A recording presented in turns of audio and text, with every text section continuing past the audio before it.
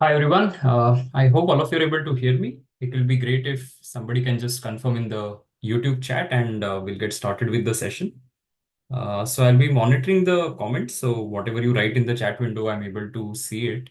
And if there's anything that you want to ask regarding CMAT, innovation, entrepreneurship section to be specific, you can ask during these sessions that we have planned.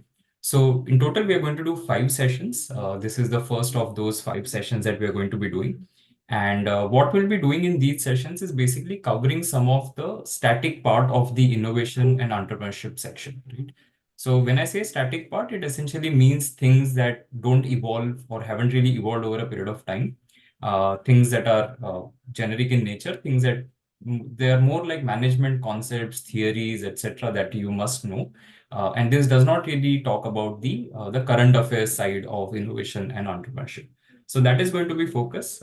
Again, just to confirm, if all of you are able to hear me, my sound and my video is clear to everybody, and you're able to see the screen that I have. Okay, let's wait for a minute or so, and then we'll get started with the session. Just ensuring that all the setup is in proper place.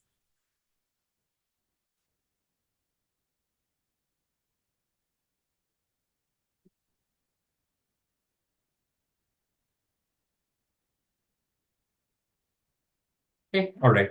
Thanks, Smriti, for the confirmation. Yeah, I think we can get started with the session now. So great. So let's begin and a little bit in terms of innovation and entrepreneurship, right? So this is one area where you have to know a lot of management theories, concepts, things that are related to businesses in general, and not only about innovation and entrepreneurship per se. The more you read, the better it is, obviously. But in the remaining time that you have, at least focus on the most important ones, right? See, you cannot really study the entire say management curriculum that is out there in the remaining days. That's not possible. So you focus on the ones that are the most important. Of course, look at the last year's paper as well to understand what is it that they're asking. When they introduced innovation and entrepreneurship as a section, the first time when I took it, it was an optional section. Very few people ended up taking it. Then they made it a mandatory section, right? Now you have 20 questions and you, of course, the time is not a constraint when it comes to CMAT. We also discussed that in the AMA that I had done. But innovation entrepreneurship won't typically take a lot of time, right? So it's just going to be about 15 to 20 minutes that you will need to answer these questions. There will be some questions where you can take a guess, right? So try and do that. Of course, in today's session and the subsequent sessions that I'm going to be doing, we'll not be doing any MCQs per se, but we are going to be doing more of concepts. Okay. So let's begin, right? Now, one of the core things that you will study, and see, all of you are going to be studying these things when you actually enter your business school. So they have relevant from that angle as well. Now, those of you who have already done your BMS or BB, etc., you might be familiar with these terms. But for those of you who are not, of course, you can look at what we are going to discuss, right? So starting from the first one, right? And this is what is called product life cycle. So if you think of any product or any service, right, it is going to go through different periods, different phases. And you think of, let's say, a tree, right, or a human being, or anything that is living, you will realize that it has phases, right? It starts at a very small level, then it grows, then it matures, and then there is a decline, right? So you think of a tree, right? You plant a seed, then it becomes a sapling, and whatever, right? So it grows through all those phases, and at some point of time, the tree is going to die. Similarly, when you think of a product, it has a life cycle. So the product life cycle, and typically the questions that are asked in the exam are related to the stages of the product life cycle. So what are the 4 phases, right? You have to remember these 4 phases. The phases are going to be introduction, growth, maturity, and decline, right? These are the 4 phases through which every product will go, which means that at the introduction stage, of course, the sales are going to be on the very low side, right? Because the product has just been introduced to the market. But over a period of time, as the product spends more time on the market, which is what the x-axis is, and on the y-axis we have sales, you will see that as it spends more time on the market, then it starts growing. So, right? So there is going to be a growth, after which there will be a period when it is not growing at a significant rate. It has become more like a mature thing. So there is no significant growth in the sales that is happening. And after some point of time, once it has spent a lot of time in the maturity phase, it is going to decline. What the organizations or the producers of this product can only do is they can extend the product life cycle. Now, the question is, how do you extend product life cycle? Now, of course, one way to do that is advertising, right? So companies will invest in a lot of advertising, they will invest in sales promotion, they will find new markets in which the products can be sold, right? So if it is initially limited to one geography, they will think of another geography. They can also think of price reduction because you want more and more people to buy it. Adding new features, which is bringing out new variants or new features to the product, then changing the packaging, rebranding it in some sense, offering any special promotions, and so on. So these are very logical things, right? I mean, even if you are running your own business or something that you are producing, after a point of time, if you realize that, okay, it is nearing maturity, you will do some things so that you will continue to grow in some way. And that is what different ways of extending the life cycle are. Okay. But the important thing for this particular discussion that we are having, product life cycle, there are 4 stages that you have to know. These are introduction, growth, maturity, and decline. Okay. Let's move on to the next, which is Six Sigma. So I've taken random stuff, right? So it's not something which is in a particular order. We'll be discussing different concepts that are out there. Okay. So one of the concepts that we're going to discuss now is a concept called Six Sigma. Okay, now what is Six Sigma? Let's understand that. So firstly, it's a set of techniques and tools for process improvement. So whenever you think of Six Sigma as a concept, you have to keep that in mind that this is, so I've written DMAIC at the top, but I'll explain what this is. So this is closely associated with Six Sigma. Okay. And what is Six Sigma? Let's also understand that. So it was started by an American engineer called Bill Smith while he was working at Motorola, and it's an old set of techniques and tools. So he introduced that in 1986, and there are some companies that kind of made it more popular by incorporating it very early. So one of the core examples of that would be General Electric, right? So General Electric is one of the companies that adopted it very early on, and it became part of what they were doing, right, in terms of creating new products or bringing out new products and services. So what it does is a Six Sigma process, right, is the one in which, so you see a very high number, right? 99.99966% of the products manufactured are statistically expected to be free of defects, meaning that whatever is the set criterion or criteria for quality, right? So if you think, okay, there is particular phone that you're manufacturing, and there are different angles to what the quality of the phone should be, right? So it should, the glass should be something that will withstand, let's say, high temperature, or you will be doing some drop test, right? So all of those things, there is a quality standard that you will come up with. Now, if there are products, so what Six Sigma says is that there should not be more than 3.4 defects in million products that you have. So 3.4 defective parts per million. And that defective part per million is also called something which is, it has an acronym called DPMO. Now, if you see something like a DPMO, you should know that they're talking about defects per million opportunities. This is a concept from operations. So all of you will end up studying this generally in your first year under operations management. You will come across this particular concept called Six Sigma, and a closely related aspect of that is DMAIC, which is the 5 phases, which is define, measure, analyze, improve, and control.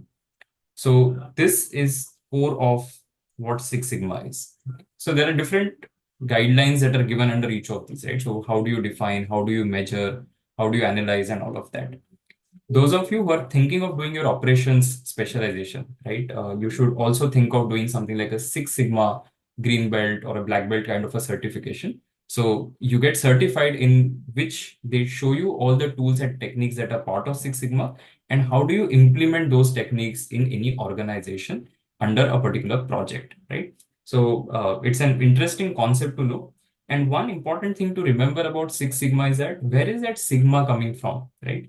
So it is coming from statistics. So in statistics, sigma is what is called standard deviation. So standard deviation is indicated by the symbol sigma. And what it tells you is that how much is the deviation from the mean. right? So if you look at a particular product, or if you look at any particular thing where you're populating a lot of information, right? So there's some data that is available, and you have, let's say, mean observations, and you have a lot of observations, and you plot the histogram of that, right? You plot the distribution of it. Now, what you see is that there will be a peak, and this peak is what you will say, okay, this is firstly the median as well, because it is giving you what is the median value. But what you'll also observe is that this is a normal distribution, and some of you may not be familiar with these terms, but it's okay. Just try and follow whatever you can. Normal distribution is the one where the mean is 0 and the standard deviation is 1, right? So we have a lot of things that you will end up studying in statistics. For now, the only thing to focus is that you will see that there are deviations, right? So let's say we are plotting heights of people, and we say, okay, the average height is, let's say, 165. But you see there are people who are taller, right? There are people at 170, 180, maybe there are people at 190, right? Or there are people who are shorter. People could be at 150, for example. So if you plot that distribution, you will see that one deviation, so this is called a standard deviation, plus one on this side and minus one on this side. So you will have different set of deviations. All of these are sigma values. So this is where that 6 sigma is coming from. So 6 standard deviations, meaning it will cover 99.99% of the observations, right? That is where it is coming from. So if somebody asks you this question, where is 6 sigma coming from? You have to know that sigma is coming from a statistical concept called standard deviation. 6 sigma refers to 6 deviations on either side, meaning you are accounting for 99.999% of the observation.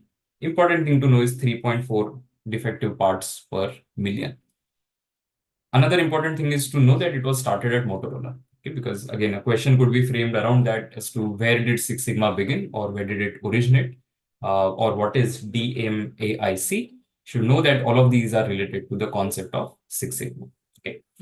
All right, let's move on to the next thing, which is competitive advantage. So in each of the sessions, we'll typically look at somewhere around 17 to 20 concepts that are important, and then we'll end the session. So let's move on to the next one. Now, this is competitive advantage. And you will keep hearing this term when you study during your MBA program as well, as to this company has a competitive advantage, right? Now, what is competitive advantage? Firstly, it is something that allows an organization to outperform its competitors. Now, that outperformance can happen on multiple parameters. It could be on the revenue front or on the profit front, whatever, right? So anything that is a significant advantage to a company, that becomes competitive advantage. So this was given by a certain gentleman called Michael Porter. And Michael Porter is somebody who, again, you will keep hearing a lot, one of the most celebrated management gurus out there, who has written a lot of papers and has been cited by in other thousands of papers because of his work in the space of management. So he's a professor at Harvard Business School, and who wrote a book in 1985 called Competitive Advantage, Creating and Sustaining Superior Performance. And that is where he gave 3 strategies. And this is important for you from the exam perspective. So what are the 3 strategies as defined by Michael Porter under competitive advantage? These are those 3 strategies. So the first is cost leadership, right? Let's say you have a company where you have cost leadership, you have a competitive advantage there, which means that you are producing something at a lower cost compared to everybody in the industry. So you have a cost leadership there.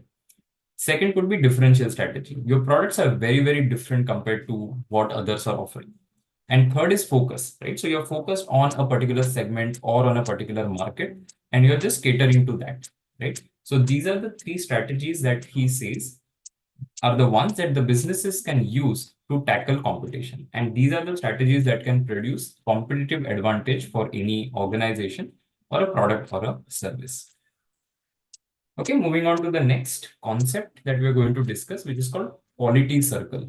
Okay, now, if somebody hears this term for the very first time as to quality circle, there will be different things that come to your mind. But one of the things is that there is some sort of a circular arrangement that is happening, and there's some quality angle to it, right? But a quality circle is essentially what is called a quality control circle, where a group of workers who do the same or similar work, they meet regularly, and they talk about different problems, or they talk about improvements that are possible. So they identify, analyze, and solve work-related problems. So now quality circles, right now it is not so popular as a term that is being used, because it has sort of moved into a phase where people don't talk about quality circles too much. There are other forms that have sort of replaced quality circles. But it was a concept introduced by Edwards Deming. And again, Edwards Deming, you will keep hearing this name again and again while your MBA is on, because he's somebody who did a lot of work in the area of operations and quality, right? So he is somebody who looked at Toyota and then looked at what Toyota was doing, and then came up with this particular term called quality circles. In India, this was first introduced in India by certain Mr. S.R. Urupa. And if you, I think he was working at BHEL at that point of time, BHEL, and that is where the entire quality circle thing got introduced to India. Now, they were very popular in 1980s. As I said, over a period of time, it has started getting replaced by different terms. One of the terms that is used is called Kaizen group. Right now, what is Kaizen? So Kaizen again is a Japanese term. So people who are interested in operations, you will hear a lot of Japanese terms because of the fact that you have Toyota and a lot of other things that kind of started within Japan and that got adopted by other countries. So Kaizen is what is called continuous improvement, right? So anybody who is focused on continually improving, you can say that the person is following the principles of Kaizen. So there are organizations who take pride in saying that, okay, we believe in Kaizen, right? So that is called continuous improvement. All right. Okay, let's move on to the next one, which is a contingency model. Okay, so there is a contingency model which was given by Fiedler. So Fred Fiedler, he is somebody so he's a psychologist, and this contingency theory basically talks about the effectiveness of a leader in any organization. Now, what he says is that one should concentrate on helping people understand their particular leadership style and how to match that style to the particular situation rather than teaching people a particular leadership style. Okay, so he said that organization should not be spending too much time on teaching somebody that, okay, this is the leadership style to follow. But what they said was that instead of that, let people discover what is the leadership style and use it to their advantage. And in that process, he created something called a least preferred coworker scale. And there are extremes of that scale. So for every attribute, they have given, okay, this is one extreme, this is the other extreme. A high LPC score suggests that leader has a human relation orientation. So somebody who is, as a leader, more focused on human relations. So imagine somebody who is managing a company and is constantly thinking about, are the employees happy? Are we building the right thing for the environment, etc., etc. Right? So somebody who has that human relations orientation. A low LPC score indicates somebody with a task orientation, right? So somebody who is constantly thinking about task, that is this getting done? Are we ensuring that we are shipping on time and all of that? So different leaders will have different styles. Contingency model more or less states that there's no one unique leadership style that should be taught. Rather than that, let people discover whatever it is, basis the situation, and then use that particular leadership style. Okay, so that is what the contingency model states. Let's move on to another concept, which is called predatory pricing. Okay, and predator, as the word suggests, if you think of, okay, what predators are, you will realize that predators kind of pounce on things, right? Predatory pricing is a pricing which is generally viewed very negatively. There are a lot of rules and laws in place in various international geographies and even in India, where you cannot have predatory pricing. Now, what is predatory pricing? It's essentially a pricing strategy which involves using large-scale undercutting to eliminate competition, right? So imagine anybody who gets into a market, a new market, let's say, and decides to sell at a ridiculously low rate, right? So let's say tomorrow you start making phones and you start selling it for, let's say 2000 rupees, and it's an, let's say, proper Android phone that you're selling. So what you're doing is you're doing predatory pricing. So you're undercutting, you're incurring losses at this point of time. But what you're thinking is that I'll make enough profits in the long run because I'll have a larger customer base, right? So what you're doing is where You have a sizable market power, first of all, and you're deliberately reducing prices of a product or service to loss-making levels. To do what? To attract consumers and create a monopoly situation. A monopoly, as we'll discuss subsequently, is you are controlling the market in some sense. The second stage of this is what is called recoupment, in which case what such companies will do is once they have captured a lot of market, they will increase the prices. So they will then set up a monopoly price depending on, okay, who are the other players in the industry or what is the market share and so on, to recover their losses in the long run. For example, think of any company, let's say OTT platforms, right?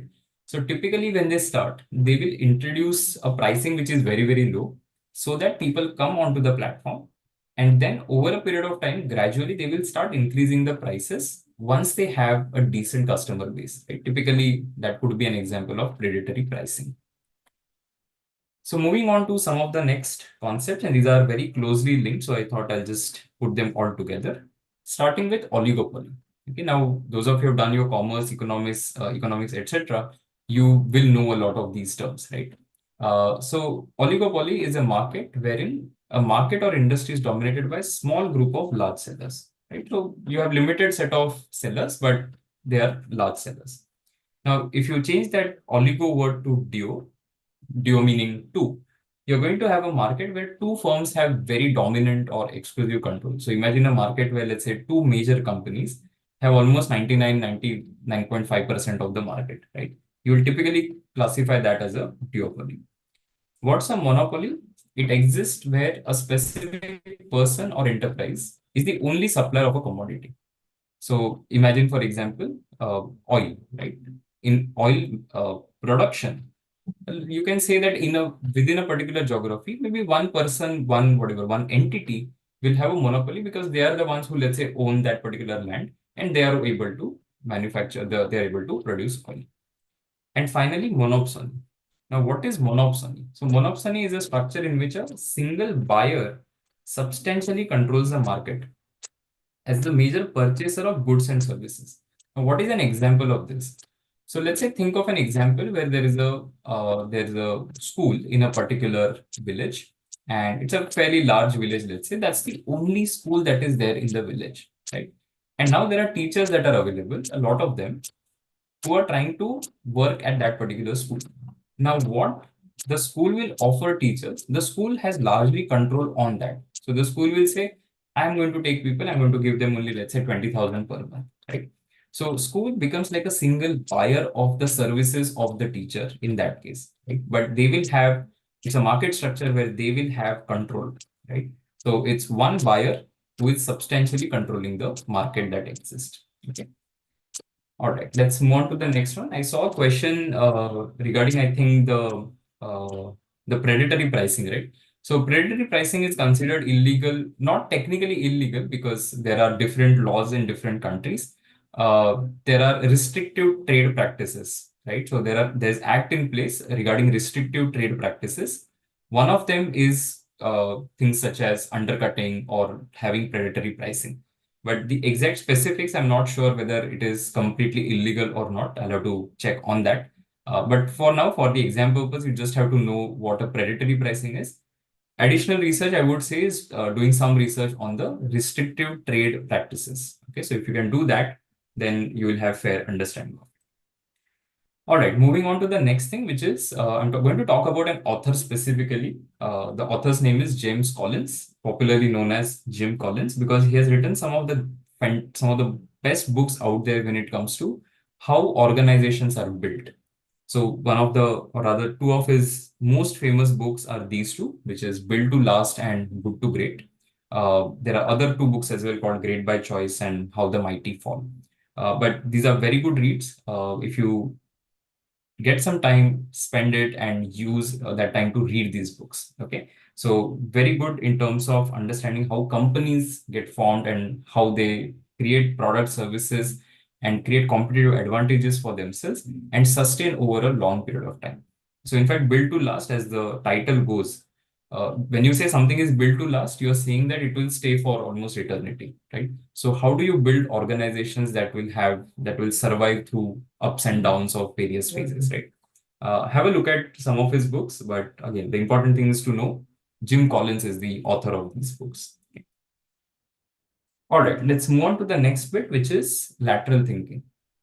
Now, in a lot of your innovation classes that you will do in MBA, you will come hearing this term called lateral thinking, right? Or a version of that is called thinking outside the box.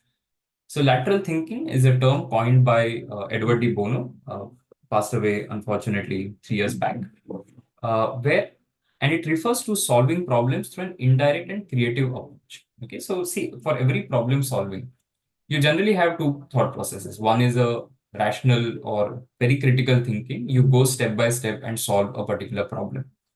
But when you think of lateral thinking, it's about thinking about a problem in a way that it is not immediately obvious and about ideas that may not be obtainable by using traditional step by step logic that is available.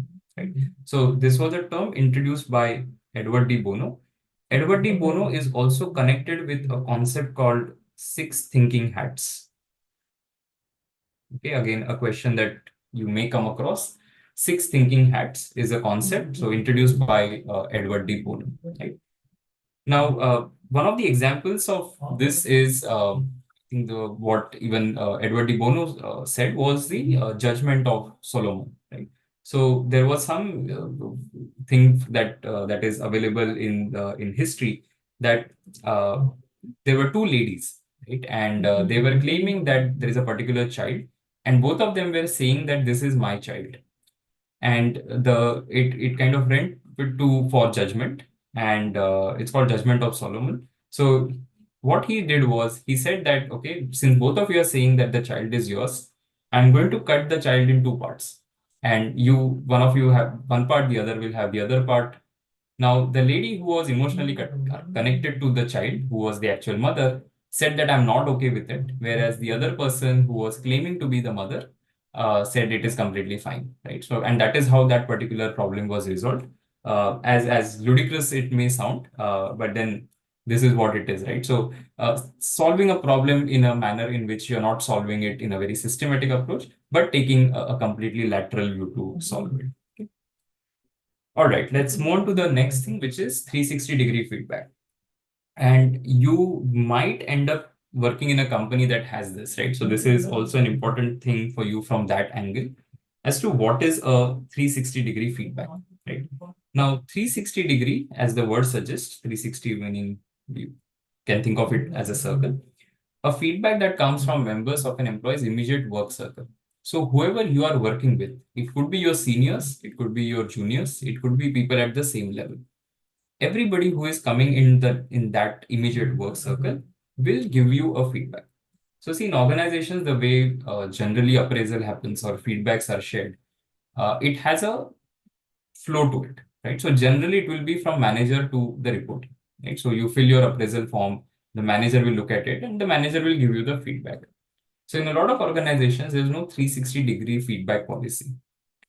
But wherever 360-degree feedback exists, what happens is it's called also multi-rater feedback or multi-source feedback, because your rating is not only dependent on what your manager thinks, but also about how your colleagues look at you, how your subordinates look at you, right? So that is why it is called multi-rater, multi-source feedback or multi-source assessment, where people who work with you, they are going to rate your performance. Now, typically, organizations, when they use it to provide it to employees to assist them in developing work skills and behaviors. So when this feedback is taken, it gives you a path to grow, right? So if you realize that, okay, a lot of people are saying that I'm somebody who needs to work on my communication skills, you take it as a development opportunity and you work on that, right? So that is how 360-degree feedback functions. All right, let's move on to the next bit, which is blue ocean strategy. Now, again, in your strategy classes, you will come across this term called blue ocean strategy. So what is blue ocean? Now, typically when you look at any business, right, it is said that it is operating in a red ocean. Okay, now what is a red ocean? So think of an ocean where you have let's say sharks, right? And you know that sharks are predators. They are going to kill the smaller fish that are there. So then there is going to be red ocean because of all the killing that is happening. So it's a kind of a cutthroat competition out there. So unlike the red ocean strategy, which is like the conventional approach to run businesses and beat competition, the blue ocean strategy, what it does is it tries to align innovation with utility, price, and cost positions. So this is coming from the research that was done by W. Chan Kim and Rene Mobom. I hope I pronounced the name correctly. Where in 2005, so it's a very long time back that they came up with this thing, and they studied 150 strategic moves over hundreds of years and 30 industries. And what they found was that the companies can succeed not by battling in a red ocean amongst competitors, but rather by creating blue oceans of uncontested market space. So think of a blue ocean, right? It looks nice, calm, peaceful to you, right? So they said that if you want to succeed, you don't really necessarily have to compete in a red ocean. You can think of blue oceans, which are unexplored markets, unexplored products or services, and you can introduce them. And that is how you can succeed, right? So that is what blue ocean strategy is all about. Okay. So finding avenues that are unexplored or new, and then using it to your advantage. Okay, let's move on to the next thing that we're going to discuss, which is the McKinsey's 7S framework. Okay, now what kind of a direct question can be associated with this? Which of the following elements is not there in the McKinsey 7S framework? Now, what is this framework? Again, this was given by Tom Peters and Robert Waterman. Both of these were consultants at McKinsey. And the 7S's that they came up with. So these are basically management model, and these are the 7 parts of it, which is structure, strategy, systems, skills, style, staff, and shared values. Now, there are two aspects that are further, these aspects are further divided into two called hard elements and soft elements. So strategy, structure, and systems, these are considered to be the hard elements of this framework. And shared values, skills, staff, and style, the remaining 4, these are considered as the soft elements of this framework. Okay. Again, the question could be typically just a direct question as to which are the elements that are part of the 7S framework, or which is a hard element or a soft element of the framework. All right, let's move on to the next thing, which is the balanced scorecard. Now, again, one thing which is very, very important, some of the organizations have this thing which is called balanced scorecard, where what they do is on 4 perspectives, and these are the 4 perspectives: financial, customer, internal business process, and learning and growth. Managers use this to keep a track of execution of activities by the staff that are in their control, right? So you will look at any project and you will say that, okay, on these 4 perspectives, is it doing well financially? Is it doing well on the customer angle? Is it doing well on the internal business process angle? So what is the scorecard looking like? And these are the 4 perspectives of that particular scorecard. Now, this can sometimes link closely with the 360-degree feedback in some sense because you have different perspectives there. But these two things are separate because that is used more as a tool of development or even sometimes appraisal. But the balanced scorecard can be applied not only to individuals, but you can look at any project or any program and then evaluate it on these 4 lenses, right? So the tool was created by Kaplan and Norton. Again, the question could be related to that as who introduced the concept of the balanced scorecard, right? So you have to remember these 2 names, which is Kaplan and Norton, right? Let's move on to the next thing, which is situational leadership theory. So situational leadership theory, as the term suggests, is that there is no one leadership theory. Everything depends on the situation. That's the essence of the theory. So this was given by these 2 gentlemen, and they were working on a book called Management of Organizational Behavior. And the fundamental principle, as I said, is that there is no single best style of leadership.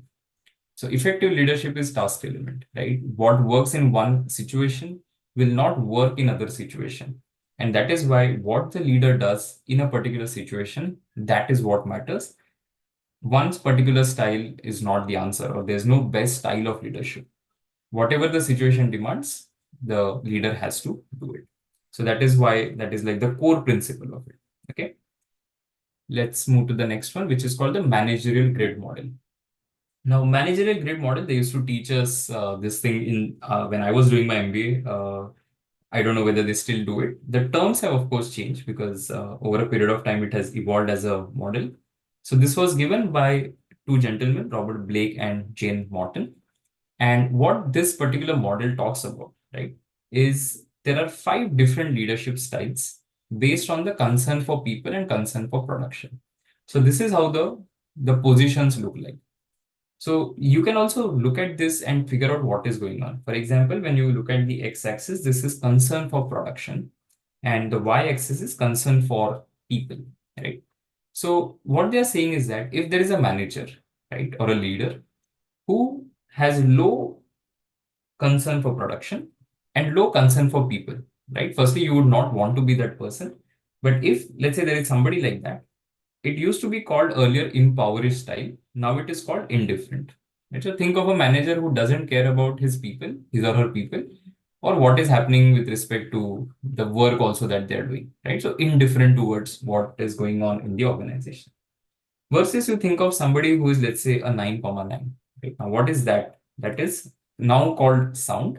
Earlier in the model, it used to be called team style.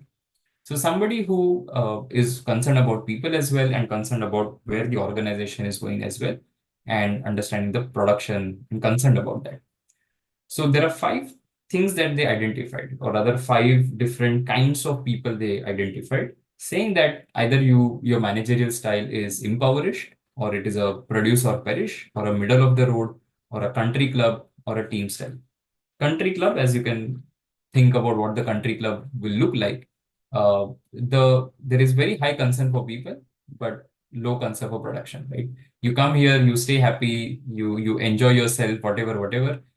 Rest, anything that you do, we don't really care about that, right? So any leader or a manager having a country club style is not going to be very successful, right? So where do you want to be? You of course want to be somebody who is a team style, or even middle of the road will work in a lot of cases, right? But these are the new terms that are there in the model. Earlier, impoverished is now indifferent. The 1,9, which is accommodating, the country club is now accommodating. 5,5 is the middle of the road, which is now called status quo. Okay. And that brings us to the last point for today's discussion. We'll be, of course, connecting again tomorrow and over the next total of 5 sessions that we're going to do. The last thing is the Maslow's hierarchy of needs. Right? So again, those of you who studied HR or psychology a little bit know about this. But Maslow's hierarchy of needs is one of the most important concepts within the organizational behavior domain. And it's a theory in psychology proposed by Maslow in 1943 in a paper called Theory of Human Motivation. So what he said was that all of us have 5 needs, right? And what are these needs? The first thing is physiological needs, which is food, water, warmth, rest, all those things, right? The most basic ones. And then comes the safety needs. So everybody wants to feel secure and safe.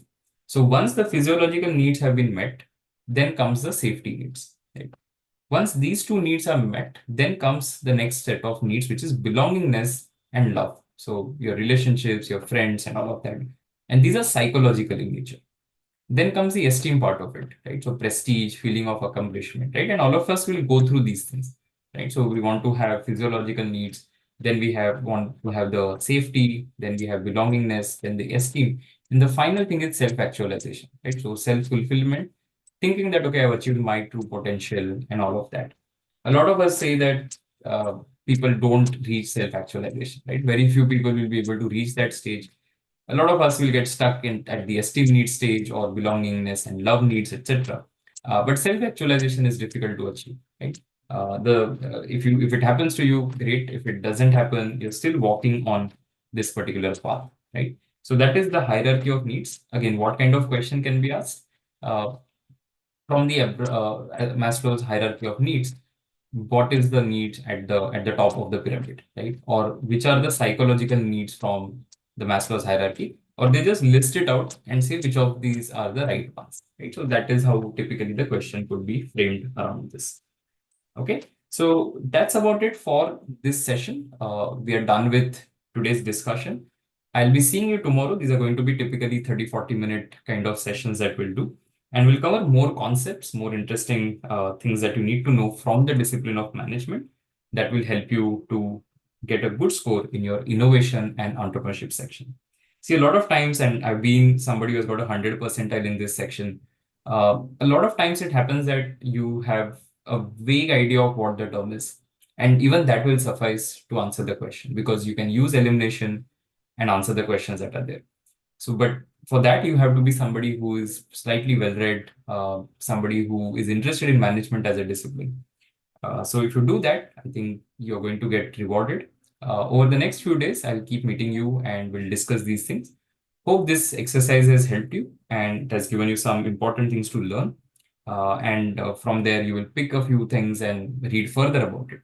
One thing that I recommend is if you go to the Wikipedia pages of the things that we discussed, right, you will come across 3 or 4 more terms that will help you, that will enhance your knowledge, right? So do that. So for example, if you go to the Six Sigma page, right, now you see DMAIC, you see something else. Now, if you click on that, that will further take you to something new, right? And you will pick that up and you will be able to use it. So that is how I also do my research whenever I am doing any kind of a thing, right? So do that. I'm sure it will help you. Okay. Uh, Smriti has asked, can you please help with government schemes related to entrepreneurship? Sure, let's do one thing. Maybe on our final day, which is Friday, we'll cover those, right? So as part of the session, I'll be covering some of those things. Okay. All right. Bye, everyone. Thanks for joining and wish all of you all the best.